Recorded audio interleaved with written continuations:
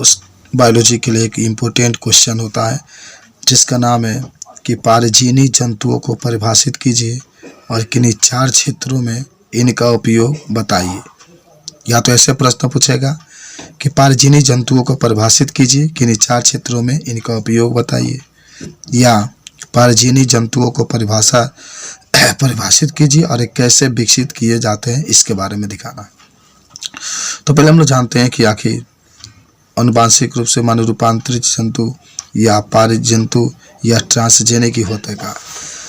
हम कहेंगे कि ऐसे जंतु जिन्हें उनके अनुवांशिक संगठन में अनुवांशिक अभियांत्रिकी द्वारा हेर फेर या परिवर्तित करके विकसित किया गया है, अर्थात वे जंतु जो विजातीय या बाह्य जीन युक्त होते हैं उससे पारजीवी या ट्रांसजेनिक या अनुवांशिक रूप से रूपांतरित जंतु कहते हैं। माने ऐसे जंतु जिनके जो अनुवांशिक संगठन होते हैं उसमें बदलाव कर दिया जाता है और बदलाव करके तब जंतु को विकसित किया जाता है, तो उससे हम लोग पारजीवी जंतु कहते हैं। अब देखिए पारजीवी जंतुओं के का लाभ होते हैं बाबू। तो देखिए जो पारजीवी जंतुओं के कुछ महत्वपूर्ण लाभ निम्नलिखित है।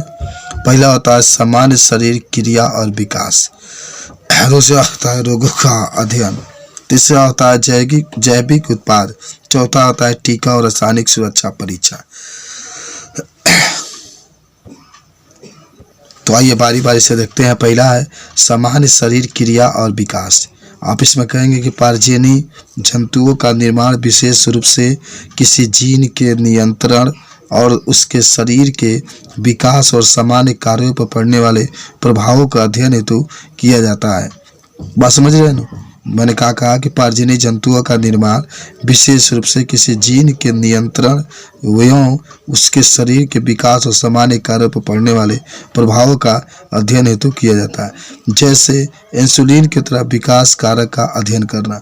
इंसुलिन जानते होंगे हमारे अग्नाशय से निकलता है और इसके कमी से मधुमेह रोग हो जाता है। उसके बाद से रोगों का अध्ययन दूसरा इसका लाभ है। अनेक पारजीवी जंतु इस प्रकार निर्मित किए जाते हैं जिनसे रोग के विकास में जीन की भूमिका का पता लगा सके तथा उनका उपचार किया जा सके।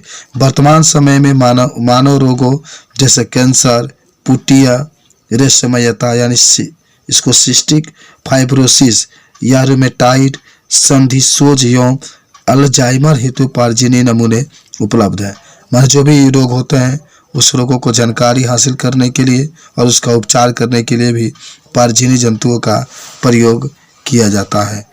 उसके बाद से देखिए हमारे पास आ रहा है जैविक उत्पाद। जैविक उत्पाद के भी बारे में बता सकते हैं कि कुछ मानव रोगों के उपचार के लिए जैविक उत्पादों से बनी औषधि का आवश्यकता होती है। पारजीवी जंतु जो उपयोगी जैविक उत्पाद का निर्माण करते हैं उनमें डीएनए के भाग को प्रवेश किया जाता है जो विशेष उत्पाद के निर्माण में भाग लेते हैं। उदाहरण मानव प्रोटीन जिसको आप अल्फा-1 एंटीट्रिप्सिन का प्रयोग